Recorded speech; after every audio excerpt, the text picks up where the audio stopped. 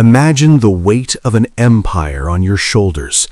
Now imagine that weight replaced by the crushing, putrid pressure of human waste, filling your mouth and lungs as you gasp for a dignity that is forever gone. Or picture your own skin, expertly peeled from your living body, transformed into a gilded trophy for your conqueror.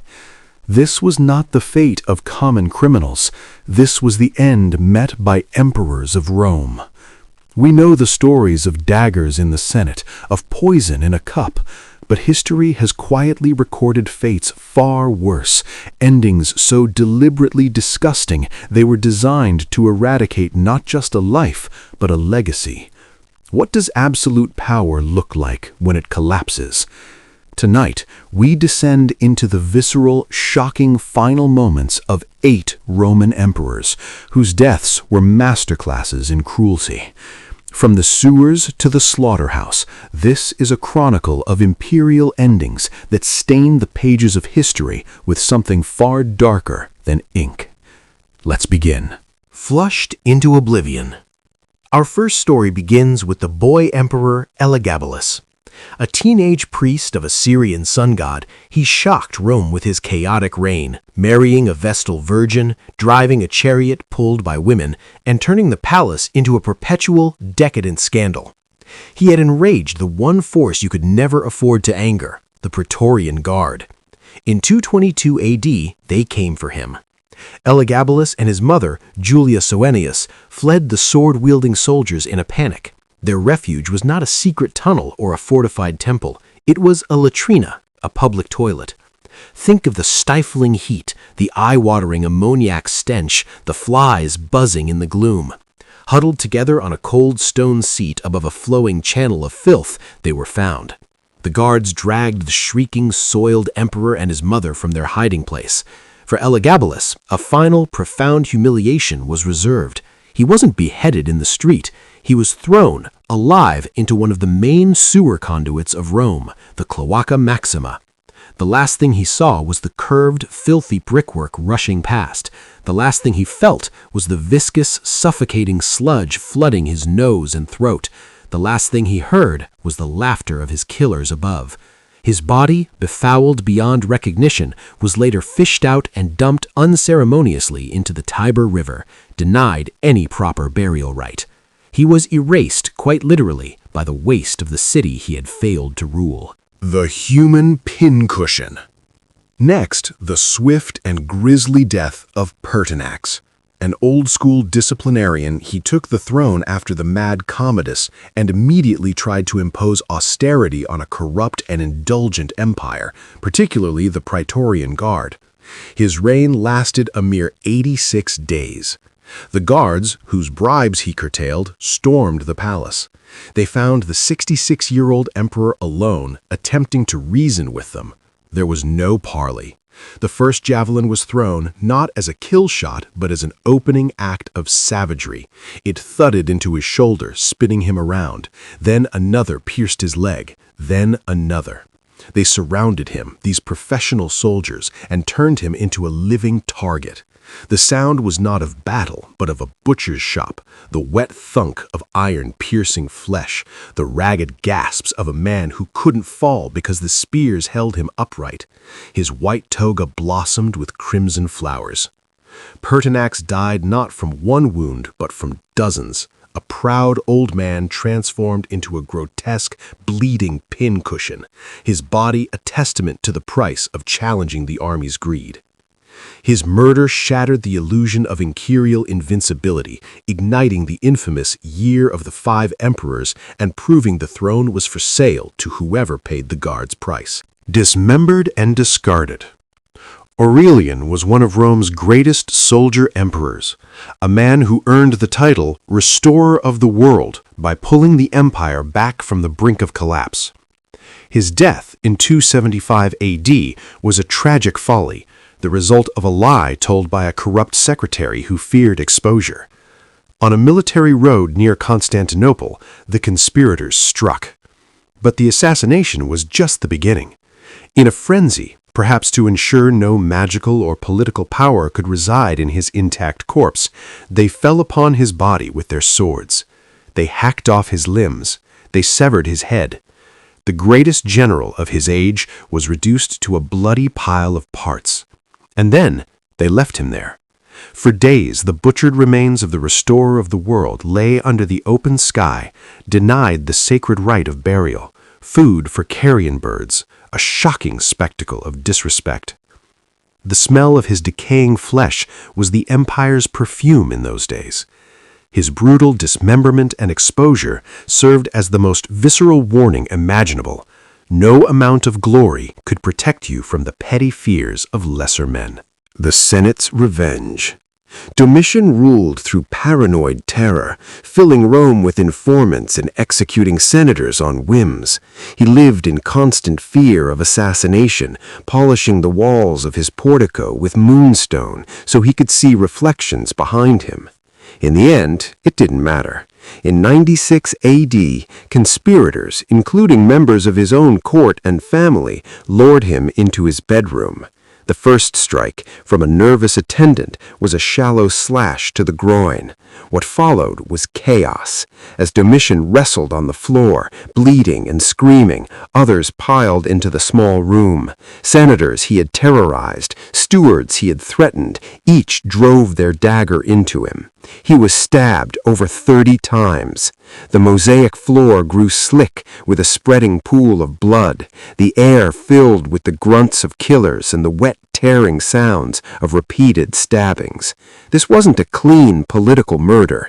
It was a cathartic, collective butchering, a physical unleashing of years of pent-up dread and hatred.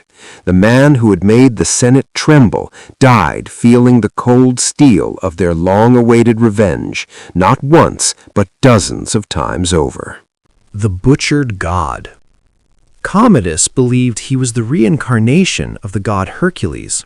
He fought in the arena as a gladiator, slaughtered exotic animals, and demanded worship.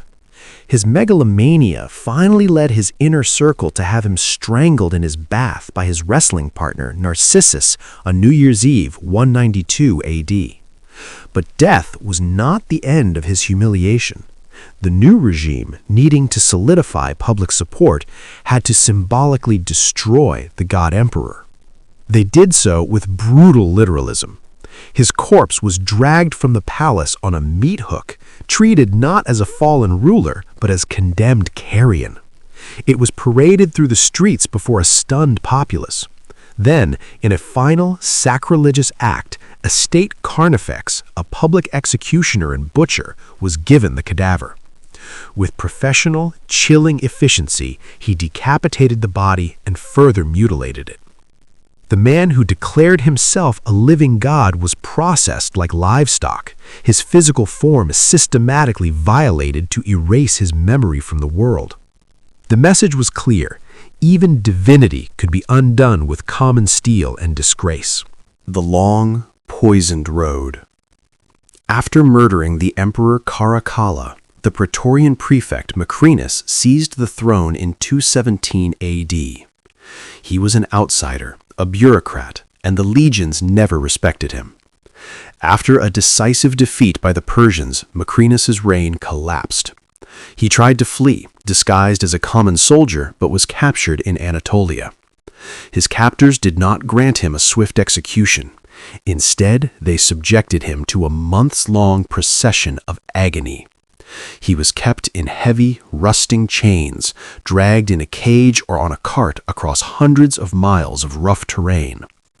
To prolong his suffering, he was fed small, regular doses of poison, not enough to kill him quickly, but enough to keep his body in a constant state of nausea, cramping, and debilitating weakness. As his system slowly failed, his captors added inventive cruelties, reportedly scalping him while he still lived, the searing pain of fresh hell atop the ceaseless internal torment. He didn't die in a battle or a palace coup. He expired as a sick, mutilated, and utterly broken prisoner on a dusty road, his imperial pretensions stripped away with every painful mile. The boy in the sewer. The last Western Roman emperor, Romulus Augustulus, was a child puppet installed by his father in 475 AD. His name echoed the empire's glorious founder, but his fate would bookend it with unimaginable squalor. When the barbarian king Odoacer took power, he didn't need to kill the boy. He needed to make the very idea of a Roman emperor disappear. Romulus was subjected to assassination, the searing out of his eyes with hot irons. Blinded and screaming, he was then taken to the banks of the Tiber and thrown into the Cloaca Maxima, the same great sewer that had claimed Elagabalus centuries before, but this time it was a death sentence. The last emperor of the Western world spent his final hours in absolute pitch-black darkness, the cold, fetid water swirling around him, the sounds of the living city above a distant mockery. He begged and cried in that consuming filth until the water or infection took him. The Roman Empire, born from myth and legend, did not end with a bang, but with a whimper drowned in the collective sewage of its own decay. The Skin Throne. And finally, the fate that stands above all others in its nightmarish symbolism, Emperor Valerian. In 260 AD, in a catastrophic defeat, the aged emperor was captured alive by the Persian king Shapur I. For years, Valerian lived as a slave, the ultimate humiliation for Rome. Shapur used him as a human footstool, mounting his horse by stepping on the back of the prostrate emperor. But Valerian's death brought an even more grotesque finale. According to later, persistent accounts, upon dying in captivity, his body was not returned.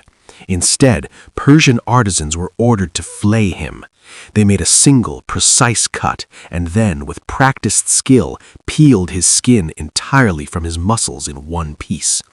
This human pelt was then tanned and dyed a deep imperial purple. Stuffed with straw or dung, the horrifying effigy was preserved and displayed in a Persian temple for generations. It was not just a trophy, it was a permanent, screaming insult. A Roman emperor was transformed into a hollow, leathery doll, a museum piece of his own defeat. The news of this atrocity reverberated through Rome as the ultimate national shame, a story so disgusting it was scarcely believed, yet too potent to ever be forgotten. These were not mere deaths. They were complex rituals of destruction meticulously crafted to add psychological obliteration to physical extinction. To kill an emperor was one thing, to drown him in waste, to turn him into a spear-ridden spectacle, to scatter his limbs to the dogs, or to preserve his skin from mockery, was to send a message to the living and the gods themselves. It declared that all power is temporary and all glory can be reduced, in the end, to something base, filthy, and utterly forgotten. It reveals a dark truth of the ancient world. The creativity applied to the art of suffering often far outstripped the creativity applied to the arts of peace. If you believe the Roman genius for cruelty reached its peak here, prepare yourself. Next time, on The Painful Historian, we travel north to the frost-rimed world of the Vikings to examine the anatomical precision and ritual horror of the blood eagle. A death so meticulously brutal, it straddles the line between execution and dark sacrament, a nightmare of a very different and far more calculated kind.